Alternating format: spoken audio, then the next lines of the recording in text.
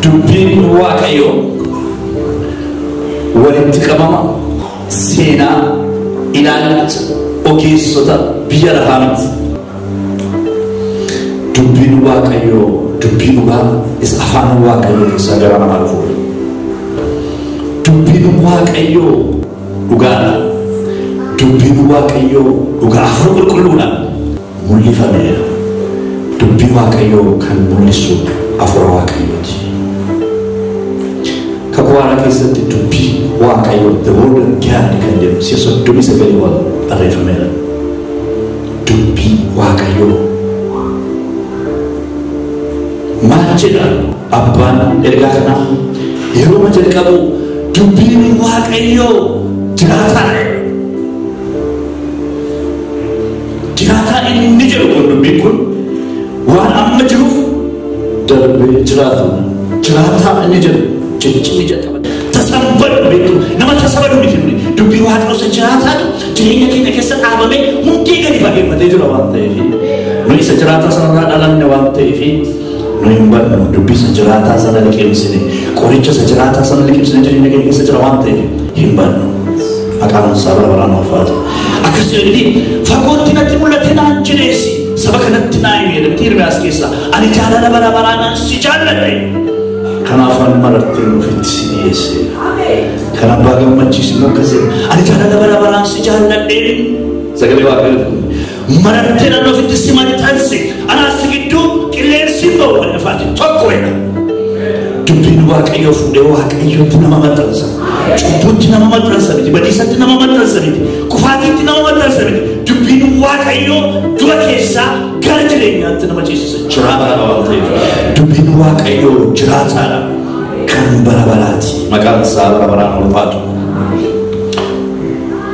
Waaqnii fi lafti darbuuf jiru dubbiin koo garuu gonkumaa hin darbu jedhee gooftaa Yesuus Kiristoos. Waaqonni kuni xaqalalamanii badu lafti kuni hin fuulamti. Dubbiin waaqa koo garuu bara baraan jiraata. Jalqabatti sagaleetu ture dhagee sagaleen kun immoo lafa onaarra tureedha. Waaqa biraa sagaleen dhufee tokko jedhe inni hatamu jedhe sagaleen waaqayyo kun inni jiraatan waan hin jirre keessaa waan jiru baasa. Suma san jirre kana keessaatu waan godhu waan jiru baasa. Aman komandan yoo qabu mati jettu suma sa akka xeebaa lallaafee kufuu danda'u kanatu si qaba kanaaf akkas jedhamu daawwitiin yoo dubbatu anis tureen waaqayyoon eege waaqayyoon wayya kootti dhagee gara kootti jedhe dhoqqee sochootu keessaa na fuudhe miila koo dhagaan sochoon irra naa dhaabe dhaabbannaa koo immoo naa jabeesse faarfannaa haaraa ani ittiin sadeeru afaan kootti nage yeroo isa faarfadhu baay'ee ulfina isaaf kennu maqaa isaa sodaatu jedhe. Dubbiin waaqayyo kun fuudheetu dhoqqee keessaa fuudhee nama dhaaba jiraataadha waan ta'eef si jiraachisa dubbiin waaqayyo. Dubbiin waaqayyo jiraataadha waan ta'eef si jiraachisa. Misraachoo kanaaf jiraatte ati qoricha liqii biraa liqimsiteetti Kiristoosiin dubbii isaa liqimsiteetu jiraata.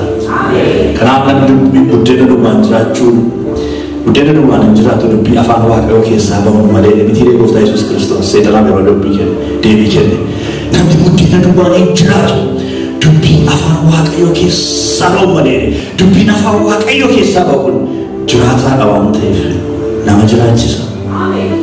Jabaadhuun jiraattaa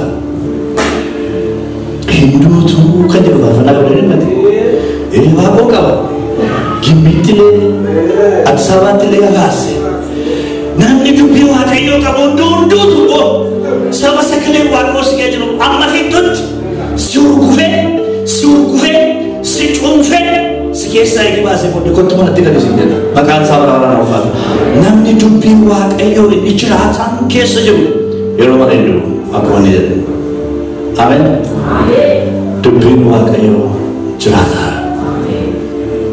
Kanaaf isa yaaddaa baay'ee jiraachuu barbaadda taanaan jaalalaan dhiifamaan tokkummaan harka wal qabachuun guddinaan jiraachuu barbaadda taanaan isa jiraataa kana ofirra gatta'atii nyaadhaa dubbisaa irratti yaadaa dubbichi kan dubbisaa maal asirratti tokko ta'e dubbisna irratti taa yaada maal jedha dubbiin maal jechuu barbaada Waaqayyo jedha. Eeggaddas nitti meera. Wanti Waaqayyo biyya natti tola isinii kenne yeroodha. Yeroo muraasa booddee yeroo itti isin harkaa fuudhan isiniin jedhe. Amma wanti isin badhaafamtan yeroodha. Yeroo qabdu. Wanti isin wayyoo jettan takka turtanii. Yeroo ittiidha. Yeroo qabduutii dubbisaa. Phexros akkas jedha. Kanaaf caaffanni qulqullaa'aan namni foon uffata hundinuu akka margaati. Tolfamni isaa hundinus akka daraaraa margaati. Margichi coolliga. Daraan isaas marcaa. Dubbiin gooftichaa garuu hafee bara baraan hin jiraata. Hin coolliga. Hin badanne gara biraan. Dubbiin Waaqayyo garuu bara baraan jiraata. Nama boqochiisa sagaleen kun. Dubbiin kun immoo isa misraachoo isinitti himneedha. Dubbiin Waaqayyo jiraataadha. Yoo dubbiftee yoo irratti yaaddee isaa wajjin jiraataa jireenyatti fufta. Ameen. Tajaajilli keessan tajaajiltoota kan inni itti fufuu danda'u isa jiraataa dubbii Waaqayyo kana yaaddanidha. Waaqayyo yeroo tokko nama waama. Situ dhiisee deema malee galmeen Waaqayyo tajaajilatti yeroo tokko si beeka. Akkanis gargaaru yoo barbaadde garuu dubbicha nyaadhu. Akkasumas Waaqayyo warra isa jaallatan karaa hundumaa gargaaree gara gaariitti isaaniin geessa. Isaan warra akka akeeka isaatti waamamanidha. Akeeka isaan surameedha Waaqayyo bira rakkoo jiran isa jiraataa sana yaaddee baljaatu hundumaatti isa wajjin deemuudhaaf dubbii Waaqayyo qorachuun, dubbisuun, tajaajiluun, ittiin tajaajilamu, wal hiruun ergaa guyyaa qabdu masin ganama yoo mana baatan ergaa guyyaa macaafa warra engadee ibsatti dubbadde laata warachi sweets jedhamu tokko jiru. Pray as you go jedhama daawwadii godhadha. Appiisaa mobaayilii irratti lallaba gabaabaa, kadhata gabaabaa, riflekshinii gabaabaa qabu. Mukaafanneen makiinaa keessa taa'ee yoom ganamatu dubbii Waaqayyo dubbisiin manaa bahe. Isaan dhaggeeffadha irratti yaadaa oola. Nama yoo arge immoo isaan irraa isa jiraataa kana fakkaa qabdu guyyaa guyyaatti. Ergaa guyyaa, sagalee guyyaa isa jiraataa. Lammaffaa humna hojjetu of keessaa qabata. Dubbiin Waaqayyo jiraataadha. Lammaffaadha. Humna hojjetu immoo of keessaa qabata. Dormamti miti jechuudha. Sagalee maduwwaatu dhufee miti jechuudha. Yeroo warri karaa Emaa'us irraa abdii kutatanii haasa'aa deeman Yesuus Kiristoos karaatti itti dhufeetu caafata qulqullaa keessaa caqaseetu waa'ee isaa dibamee gara biyya lafaa dhufee sanaa isin beekne moo akkamitti abdii kutachaa deemtu isaan haasofsiisaa dhaqeeti. Mana isaaniitti ol galan bira ga'e akka nama bira darbuutti yeroo naggaamu kottu nu wajjin waa yaadnu darbedani. Yeroo inni isaanii galateessee hojii isaanii banamee na jala dhugate. Akkasirratti siree yeroo inni caafata qulqullaa keessaa caqasee dubbataa ture dubbichi karaa keenya keessaa bu'aa ture. Sagaleen inni nuyi sarara dhagaa ture dubbiin inni barachaa ture keessa keenyaatu boba'aa ture. Sababni isaa dubbiin Waaqayyoodha humna hojjetu qaba. Nama jijjiira. It has the transforming power qaba. Siinu transformee si godhee si jijjiire nama ajjeesu tani nama calu tani nama sobu tani nama hattuu tani nama vagaboondii ta'e nama rukutu harka keessa saametu warraa keessa si kaa'e. Sumayyuu anayyuu wayyuu akka kosa saabeen akka waaqa kun geettoon gaditti isaa mana gugulsuu itti nama qolatamu tu Yesuus saabeen deesin dandee wallaalee ni dhiire waaqa sitti kosa. Yesuus sagalee isaatiin nu jijjiire. Dubbiin Waaqayyo humna nama jijjiiru qaba. Waaqayyo nama jijjiira. Sagaleen Waaqayyo kun humna qaba yeroo jedhu humna hojjetu of keessaa qaba jechuudha. Dormantii miti jechuudha. Kan waan hojjenne kan akkasumaan miti jechuudha. Garaa namaa isa hamaa kana qabeetu gara fayyinaatti fida. Qabu godhee qabeetu. Cubbuu isaatti agarsiiseetu itti mul'iseetu gara ulfina isaatiitti fida. Dubbiin Waaqayyoo humna qaba. Nama cicciira. Harki isaa mirgaa keessaa urjoota 7 qaba. Afaan isaa keessaa billaa qara qabeessa gara lamaan qaramtu ba'a. Fuulli isaas akka biiftuu saafaan ifa jedheetu akkasii itti fufu. Afaan isaa keessaa billaa qaramaa isa inni ittiin saba Waaqayyoo waan ta'in rukututu ba'e. Inni ofii isaatii saba sana siiqqee sibiilaatiin in tiksa. Inni ofii isaatii iddoo cuunfaa waliin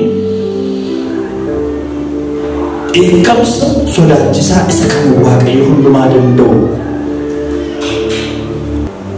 dhiituuf jira. Dubbiin Waaqayyoo humna qaba.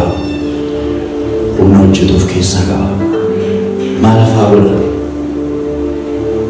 Dubbiin Waaqayyoo uumuu danda'a. Bantiiwwan Waaqaa dubbii Waaqayyootiin wanti bantiiwwan Waaqaa keessatti argaman hafuura afaan isaa keessaa ba'uun hojjetaman jedha Abbaan Faarsaa 33:6. Bantiiwwan Waaqaa dubbii Waaqayyootiin wanti bantiiwwan Waaqaa keessaa argamanis hafuura afaan isaa keessaa ba'uun hojjetaman.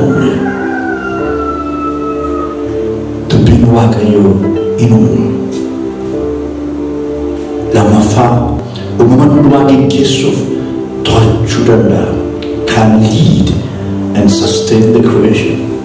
Liidii nama godha. Dubbiin Waaqayyoo karaa namatti agarsiisa. Akka namni karaa irraan bane nama godha. Ifni ulfina Waaqayyoo sarraan calaqqisa. Waaqayyoo akkuma jirutti isaanii mul'ata. Dubbii isaa isa humna qabeessaanis waan uumame hundumaa in baata. Dubbiin Waaqayyoo kuni yeroo geggeessu turkee keessa beektu nama baata. Iddoo gadi dhooqaarra ol fuudhee si dabarsa. Iddoo ol kaarra gadi qabee si dabarsa. Gara yaada isaatiitti si geessa Waaqayyo. Sagaleen Waaqayyoo liidii nama godha. Liidarii waldaa caalaa, jaarsa waldaa caalaa sagalee Waaqayyoo kallattii namaa kenna. Yeroo waa sadarkaa badu yeroo tokko wanti duukaa walda baay'ee kadhannaa yeroo dubbii Waaqayyoo garuu gamu.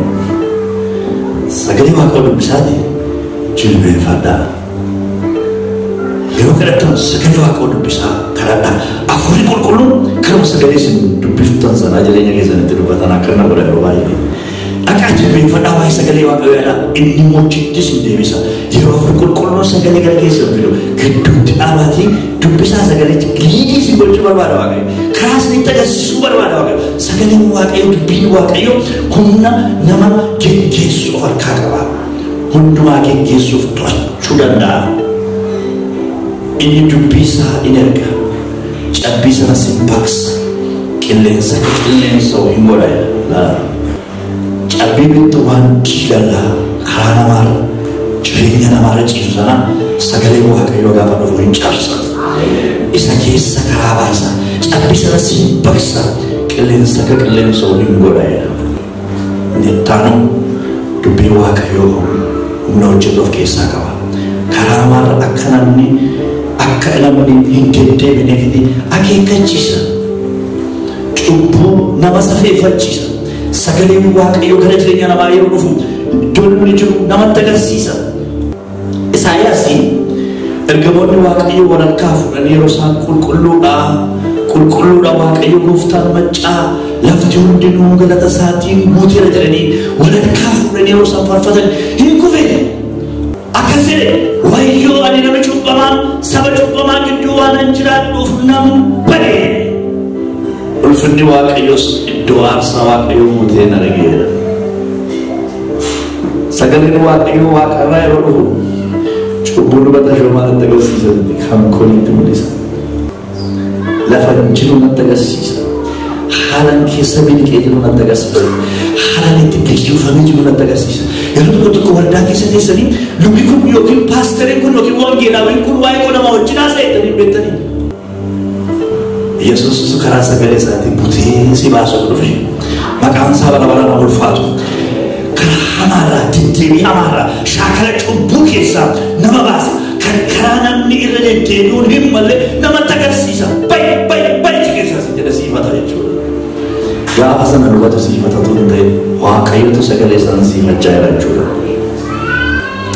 Akka jedhu dubbiin afaan kee keessaa bahuun geggeeffame wanta namoonni hojjetan irraa karaa isaan hamminaan namarratti kaan irraas ofii kenneera jedha Daawit. Namatti tola 17:4 dubbii afaan kee keessaa bahuun geggeeffamedha. Filosoofii beekumsa jecha baraatiin deeme hin jiru. Dubbii afaan kee keessaa bahuun geggeeffama godhadheedha. Dubbiin waaqayyoos naa geggeessu. Dubbiin afaan kee keessaa bahuun waan geggeeffameedha. Wanta namoonni hojjetan irraa karaa isaanii sasaan hamaa qoratanii godhan irraas ofan eeggadhe. Sababni isaa dubbiin waaqayyoo garaa namaa keessa guutaa yeroo deemu spiritual sensitive nama godha. Cubbuutti sensitive nama godha. Dhukkubni tokko jira leprosy kan jedhamu qurciisa jedhan. Yeroo levelii isa sadaffaa dhaga'u lepromaatos leprosy jedha. Waa'ee fayyaa xinnoo ishee balee waan ta'e. Lepromaatos leprosy levelii isa sadaffaadha. Isa dura iskiinii irratti epidermiidhaan eegasii foon nyaata eegasii gaafa lafee itti kennimu isa lafee nyaata jechuudha. Inni lafee nyaatu kuni namoonni baay'een dhukkuba sana qaban ibidda bira akka tasaaraaf irraanfatanii rafanii taanaan jala ruuku. Sense orgaan isaanii yookiin inni qubarraa gara sammuutti riippoortii godhu sun waan dureef ganama yookaan namni gubataa. Namni sagalee waaqayyoo jireenya isaa keessa hin jirre spiritual sensitivity. Yoo sobes, yoo hates, yoo jibbees, yoo diiges, yoo walitti naqees isaaf waayuu miti. Garaa cubbuu sodaatu hin qabu. Dubbiin waaqayyoo jireenya namaa kana keessa guutaa yeroo deemu. Dirreerratti itti argamuun magaalatti akkamiin argamne nu dhoowwa. Nama nu dhoowwatu achiin naqeen jala si gataa'e. Iddoon sun kan keetti si jira. Soowwa jechuudha. Kanaaf kallattii jireenyaa si argisiisa jechuudha. Dubbiin waaqayyoo jireenya kee keessa yoo jiraate.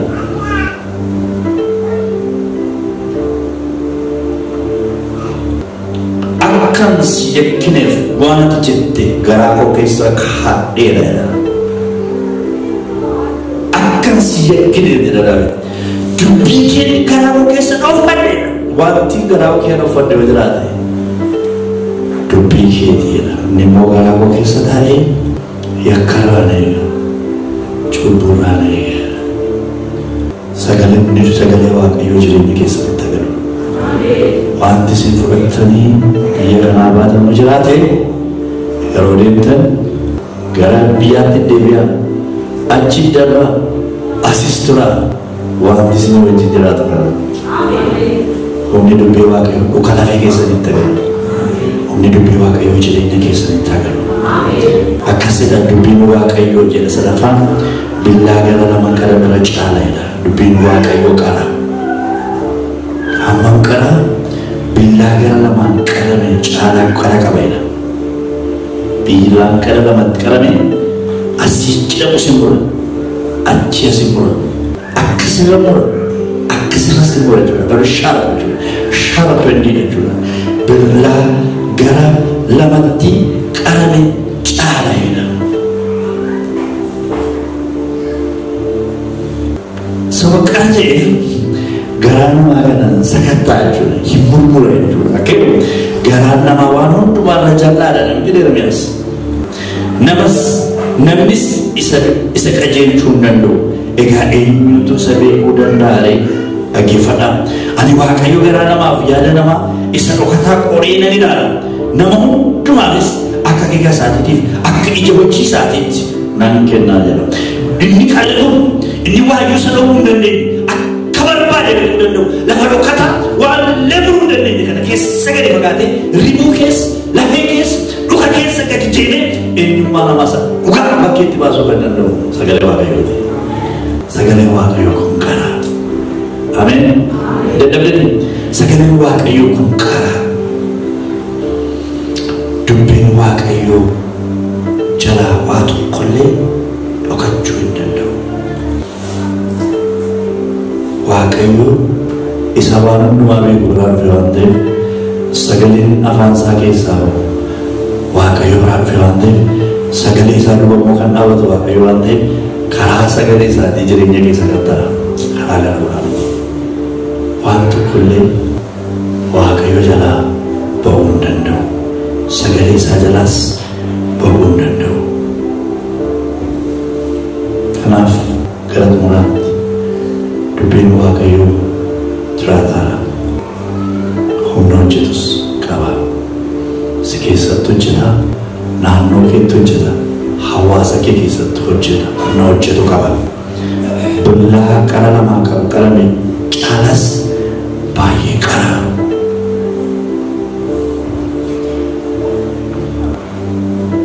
Waa tokkollee isa jalaa ba'uu hin danda'u.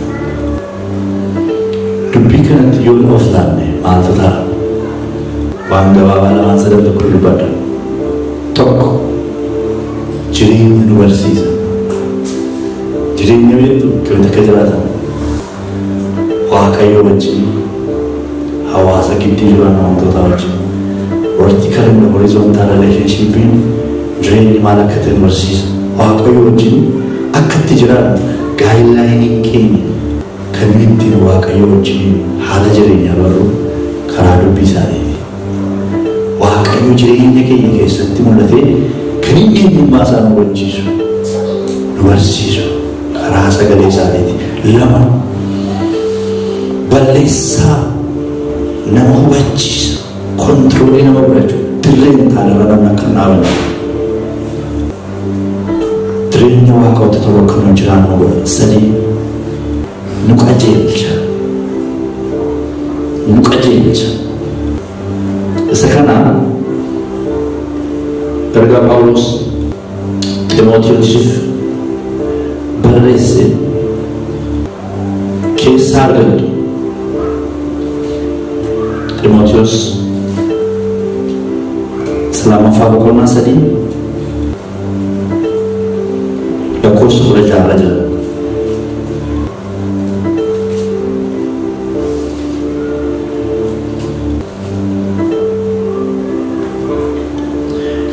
Caaffanni qulqullaan hundinuu geggeessaa Waaqayyootiin caafame maal gochuuf? Barsiisuuf jedha. Dubbiin Waaqayyoo nama barsiisa, karaa namatti agarsiisa, qajeelummaatti leenjisuuf jedha. Nama leenjisa. Kanaaf namni gara Gooftaa Yesuus Kiristoos yeroo dhufu waa'ee Gooftaa barsiifnaa ergi nama hin cuuphamne taanaan hin cuupnaa.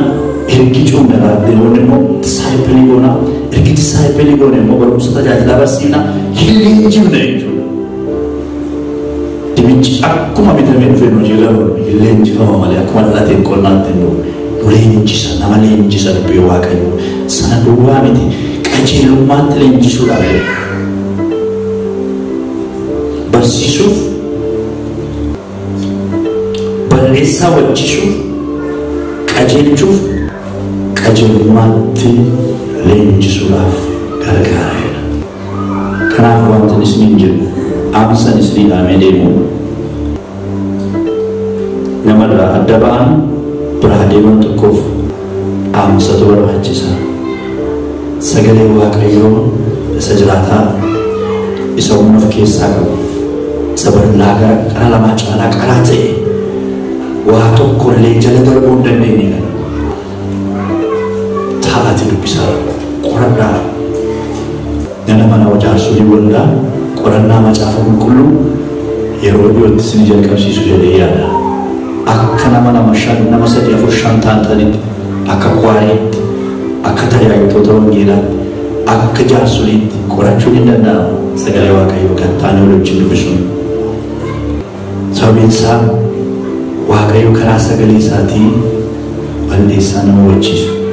Gaabaan isinitti himu nama sagalee Waaqayyoo keessa jiru waldaa keessatti disiipiliinii gochuun yookiin ifachuun nama rakkisu. Qodaan duwwaan yeroo guuttanii diyyamanii baay'ee kilibili jedhamee barmeela duwwaaf barmeela bishaan qabu wal bira qabaa laalaa. Inni bishaan qabu boqochi jedha. Inni duwwaan immoo kilibili jedha. Akkuma kana jireenyi sagalee Waaqayyootu keessa keenya guuteera taanaan ta'e bal'ina ifatamnee qajeellee karaa namoonni irra geggeessan yoo ta'e Yoo sagalee waaqayyoo hin beeknu ta'e qabu bulchiinsa waaqayyoo nu kenne qabu nu rakkisa. Haala baasheetti anamitti kanan beeknu nama harka qabne ol qaabne illee. Jaarsolii waaqayyoo nu kenne akka dubbii waaqayyootti namoota oduu hin adabani. Isaanis salaamidha. Warri karaa qajeelfamu ifatamnee qajeelfamnee mana waaqoo keessa jiraannis akka dubbii waaqayyootti safeeffannaa warra waaqayyoo yoo sagalee waaqayyoo nu keessa jiraate waaqayyoo sagalee isaatiin jireenya keenya haa hojjetu.